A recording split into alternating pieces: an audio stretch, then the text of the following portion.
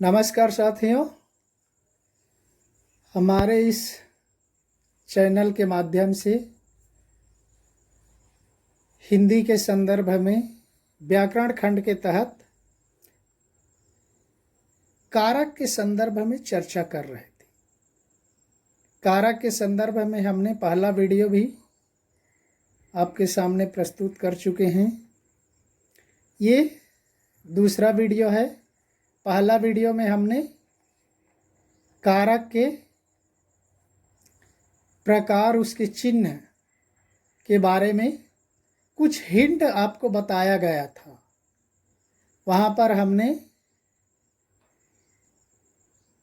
पहला कर्ता कारक से लेकर 8वां संबोधन कारक तक किस पर वह आश्रित होता है, उसके बारे में हम लोग पूरी तरह से चर्चा कर चुके हैं। कर्ता कारक के उदाहरण के बारे में भी हम 2 एग्जाम्पल देख चुके हैं, जिसमें एक तो विभक्ति सहित और एक विभक्ति रहित, इसके बारे में हम देख चुके हैं। अब हम उसके आगे दूसरा कारक कर्म कारक, जिसका चिन्ह है को, जिसको परसर्ग कहते हैं, उसके उदाहरण के बारे में हम शुरुआत करेंगे। तो आइए देखते हैं कर्म कारक को चिन्ह या उससे विभक्ति रहित कैसे उदाहरण बनते हैं। नंबर 1, राम ने बालक को मारा। राम ने बालक को मारा। राम ने मारा बोल दिया तो कर्ता आ जाएगा, लेकिन राम ने बालक को मारा कर्म आ जाएगा। राम ने पक्षी देखा, ये विभक्ति या परसर्ग रहित में आ गया। देखिए यहाँ पर को लुप्त है। राम ने पक्षी देखा। कृष्ण ने अर्जुन को समझाया। कृष्ण ने अर्जुन को समझाया। उसने मुझसे कहा। उसने मुझे कहा। तो यहाँ पर साथियों देखिए, उसने कर्ता के संबंध में एक महत्वपूर्ण अंतर होता है। जब वह, ध्यान रख लीजिए, संज्ञा सर्वनाम शब्दों के साथ आता है, संज्ञा के साथ आता है, तब वह अलग से लिखा जाता है। परसर्ग या विभक्ति सर्वनाम के साथ आता है तो उसको जोड़ करके लिखा जाता है। जैसे कि यहाँ पर देखिए, राम ने विभक्ति है, राम संज्ञा है। ने को अलग करके लिख रहे, राम ने में नहीं जोड़ रहे, ने को राम में नहीं जोड़ रहे। लेकिन यहाँ पर देखिए चौथे नंबर एग्जाम्पल में उदाहरण में उसने, उस क्या है, सर्वनाम है, लेकिन हम उसमें देखिए कारक और परसर्ग चिन्ह को जोड़ करके लिख रहे हैं। ये महत्वपूर्ण उसमें अंतर होता है। जब संज्ञा शब्द आते हैं तब उसमें विभक्ति को अलग करके लिखा जाता है। सर्वनाम शब्द आता है, वहाँ पर विभक्ति को जोड़ दिया जाता है। तो इसलिए यहाँ पर जितने भी उदाहरण आएंगे देखना, उसमें इसी तरह के उदाहरण देखने को मिलेंगे। तो उसने मुझे कहा, उस और ने को हम अलग नहीं लिख सकते। उसने मुझे कहा, यहाँ पर को परसर्ग लुप्त है। तीसरा देखिए करण कारक। करण कारक से के द्वारा हम वहाँ पर आपको हिंट बताया था।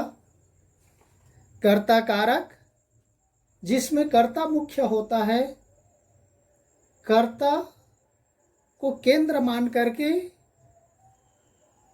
वाक्य बनाया जाता है।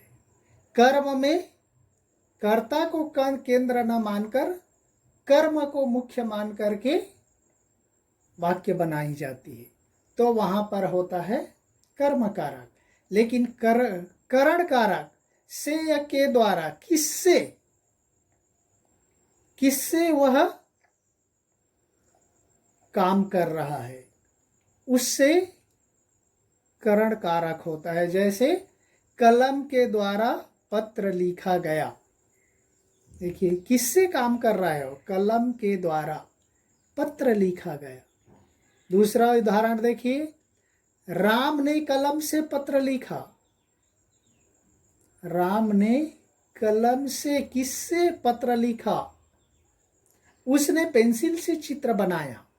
तीसरा देखिए, उसने, फिर वही जुड़ गया, देखिए उस सर्वनाम आते ही ने जुड़ गया। उसने पेंसिल से चित्र बनाया, किससे वह काम कर रहा है। जैसे कि हम बोलते वह गेंद से खेल रहा है, हाथ से लिख रहा है, किससे वह काम कर रहा है, ये से है। क्योंकि एक और से आपको आएगा अपादान में, लेकिन वहां पर से का अर्थ अलग हो जाएगा। चौथा देखिए, संप्रदान कारक। संप्रदान को के लिए, किसके लिए, तो यहां पर उदाहरण देखिए, घर के लिए सामान मंगाओ। के लिए, किसके लिए सामान मंगाना, घर के लिए घर के लिए सामान मंगाओ। दूसरा, गरीबों को दान दो। को संप्रदान, किसको, गरीबों को। अध्यापक ने छात्रों के लिए पुस्तक लिखी। तीसरा उदाहरण देखिए, अध्यापक ने छात्रों के लिए पुस्तक लिखी।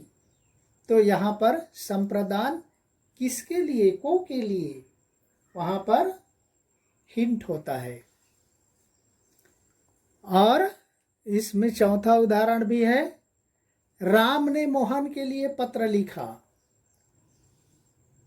राम ने मोहन के लिए पत्र लिखा, किसके लिए, मोहन के लिए। पांचवा देखिए, अपनी पेन दूसरे को मत दो। को, अपनी पेन दूसरे को मत दो, को के लिए। नेक्स्ट छठवां है, सॉरी पांचवा, अपादान कारक। अपादान से, इसका भी चिन्ह से है। देखिए करण कारक का भी चिन्ह से है। परीक्षाओं में इसी से संबंधित उदाहरण पूछ दिया जाता है। करण कारक किससे वह काम कर रहा है, उससे होता है। हमने ऊपर में उदाहरण के रूप में चर्चा कर लिए। वह राम ने कलम से पत्र लिखा। यहाँ पर देखिए अपादान में से पृथकता का भाव। जैसे कि उदाहरण में देखिए, गंगा गंगोत्री से निकलती है। गंगा गंगोत्री से निकलती है, अलग होने का भाव। पेड़ से पत्ता गिरा। पेड़ से पत्ता गिरा यानी पत्ते पेड़ों से अलग हो गए। वह कल ही दिल्ली से लौटा है। कल ही दिल्ली से लौटा है, दिल्ली से वापस आ रहा है, मतलब दिल्ली से अलग हो गया। ये अलग होने का भाव है अपादान कारक। नेक्स्ट देखते हैं छठवां नंबर, संबंध कारक। संबंध में किसी से संबंध बताया जाता है। वहां पर चिन्ह देखिए, का, के, की, रा, रे, री, ना, ने, नी, इस तरह के जुड़ते हैं। उदाहरण देखिए, नगर की गलियां तंग हैं। नगर की गलियां, नगर और गली का संबंध। नगर की गलियां तंग यानी सकरी है। यह राम का घर है। दूसरा देखिए, यह राम का घर है। मैं उसके घर जाऊंगा। के, उस और के, मैं उसके घर जाऊंगा। मेरा भाई आया है। मेरा, रा, रा, रे, री बोलते ना, तेरा, मेरा, तेरी, मेरी, तेरे, मेरे, ये इस तरह के शब्द आ जाएंगे। मेरा भाई आया है, उसका संबंध बता रहा है, उसका भाई है। सातवां अधिकरण, मैं पर, किस पर। अधिकरण कारक क्या है, किससे है। अधिकरण मैं पर, किस पर। जैसे टोकरी में फल रखे हैं, टोकरी में फल रखे हैं। दूसरा, मेज पर पुस्तक पड़ी है, मेज पर पुस्तक पड़ी है, मेज पर पुस्तक रखे हैं। अलमारी में टोपी है, अलमारी या अलमीरा में टोपी है। वह घर नहीं पहुंचा, वह घर नहीं पहुंचा, मैं पर, वह घर, यहां पर चिन्ह लुप्त है, वह घर नहीं पहुंचा। तो इस तरह से मैं लुप्त हो गया है वहां। तो अधिकरण कारक मैं पर है। आठवां देखिए, संबोधन। संबोधन बहुत सरल है, हे, अरे, अहो, जो आपको बताया था। समुच्चय बोधक अव्यय, जो अव्यय का चौथा प्रकार है, उससे संबंधित उदाहरण उच्चिन्ह, खड़ी लकीर और बिंदी। आहा, कितना सुंदर मौसम है, देखिए। आश्चर्य, घृणा प्रकट करने के लिए उफ, छी, धिक, हे, अरे, अहो, इस तरह के शब्द प्रयोग आते हैं। अरे भाई मेरी हमारी बात सुनो, देखिए, अरे भाई हमारी बात सुनो। बच्चों बात सुनो, किसी को संबोधित करने के लिए। हे राम रक्षा करो, हे राम रक्षा करो, संबोधन। तो इस तरह से 8 कारक हैं। विभक्तियां लगाने का नियम में देखिए, जो आपको मैं बता रहा था, क संज्ञा शब्दों के साथ विभक्तियां अलग से लिखी जाती हैं। देखिए, संज्ञा शब्दों के साथ विभक्तियां अलग से लिखी जाती हैं। जैसे मोहन को सोहन ने दुकान पर, हम उसको नहीं जोड़ सकते, जोड़ने से वह स्पष्ट उसका उच्चारण नहीं हो पाएगा, उसके अर्थ में थोड़ा समस्या हो जाएगा। तो इसलिए संज्ञा शब्दों के साथ परसर्ग को, कारक चिन्हों को अलग से लिखा जाता है। सर्वनाम के साथ देखिए विभक्तियां संयुक्त लिखी जाती हैं। जैसे मैं, ने, मैं क्या है, सर्वनाम है, ने जुड़ गया। उस, सर्वनाम है, को जुड़ गया। और संबोध, हमसे, हम और से, हम और से, हम सर्वनाम है, से जुड़ गया। और ग नंबर है, संबोधन के चिन्ह आरंभ में लगते हैं, शेष सभी बाद में। देखिए, ये महत्वपूर्ण है। कारक के जितने भी चिन्ह हैं, ने, को, में, से, पर, का, के, की, रा, रे, री, सब वाक्य के बीच में आते हैं,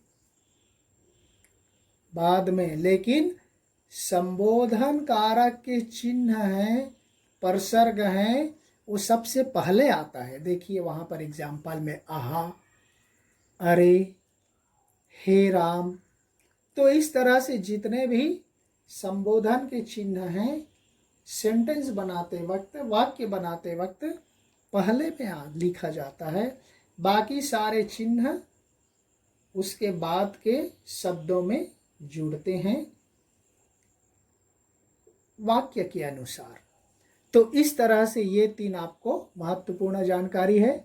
संज्ञा के साथ विभक्ति, कारक चिन्ह, परसर्ग को अलग चिन्ह लिखना, सर्वनाम के साथ कारक या विभक्ति को जोड़ करके लिखना, संबोधन चिन्ह के समय में संबोधन से संबंधित वाक्य बनाने में कारक चिन्ह को पहले में लिखा जाता है, उसके बाद सभी बाद में लिखे जाते हैं। तो इस तरह से साथियों यहाँ पर हमारा ये कारक और उससे संबंधित पहचान, चिन्ह, उदाहरण सभी हमने स्पष्ट कर दिया। तो शायद आप लोगों को प्रतियोगी परीक्षाओं में भी इससे संबंधित प्रश्न पूछे जाते हैं, जो आपको सहायक होगा, हेल्प होगा। फिर किसी दूसरे चैप्टर अध्याय के साथ मिलेंगे। तब तक के लिए धन्यवाद। जय हिंद।